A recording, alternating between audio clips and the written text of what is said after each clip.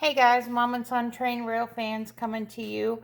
You're looking at the formation that I made with the great stuff. That's going to be the barrier between the city and the industrial area. It is solid now, so what I'm going to do is spray paint it, show you how I do that, and then I'm going to attach some of the trees and we'll see what we get. So I figured I'd let the video run. I use Rust-Oleum 2 times when I do my mountains and stuff. So, and we always protect the tracks with the blue tape.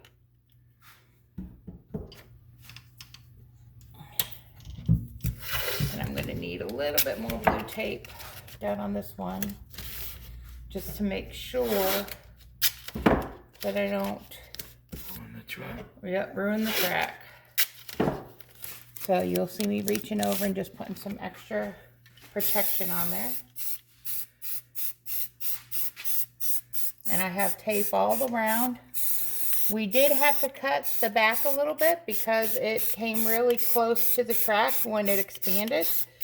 But that's okay. It worked. Cutting it, we had no problems with it. And I usually put this on first, this brown, because I always cover the base with it.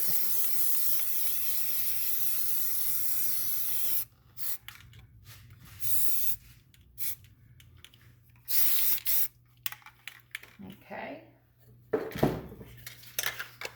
Now I put some of this green on. I don't put a lot of this on. I just kind of splash it in different areas because we are going for the divider look from the city to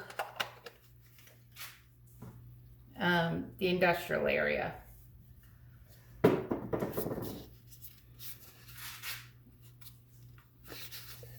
Okay. Let's get this one off. This is just a shade different of a green, because I want it to look kind of like rocks. Here, Ray, you can put those back because I'm done with them. That way they're not in our way. And I'm going to start attaching some of the trees. And I have just generic trees, so they're going to be all different kinds of trees. I'm not worrying about seasonal or anything like that. I want it to be more just kind of, you know, a mountainside, because our road's still gonna go in. And it doesn't have to be perfect. I think a lot of it comes out better when it's not perfect. And these, you just pretty much stick where you want to stick them, because we have enough room for the trains to go by. Now, I was thinking of putting some foliage, grass, something on there, but I think I might end up just, depending on how many trees I'm able to fit in here, I actually might leave it without anything, like some of the grass and stuff like that.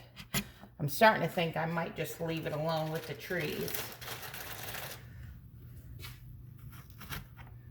because I think I have enough trees that'll give it the look of it being a barrier. That's a nice big one. I like that one. This one's kind of a odd shaped one, but I think it will kind of give it a different look. I like that one. It's kind of neat. Like it. You like it, Ray? Yeah. Oh, look right there. Huh? Yeah, a little bit. Not much, though. I don't think I'm gonna get any of the grass. Hey, Oh, thank you. there's one more thing. That's all of it. That's all of them, right? Yeah. I kind of like it without the grass.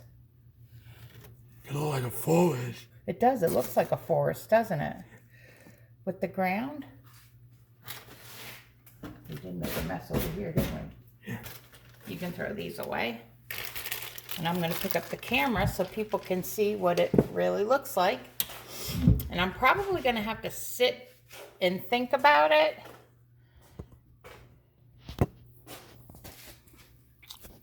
But that is how it looks. Ray kind of doesn't want to add any greenery to it, and I don't know. I don't think I want to either. But we're going to take the tape off right now. Yep. And then we'll get a really good idea. Yep. Yep, here, you can get this part. When I hand it to you, you can throw it away, buddy. Here. Nope, it's fine. That. Yep, you can come back and get the other pieces.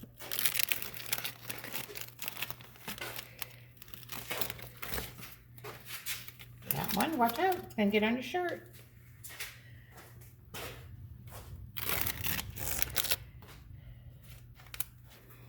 And I usually pull the tape up right away after I'm finished.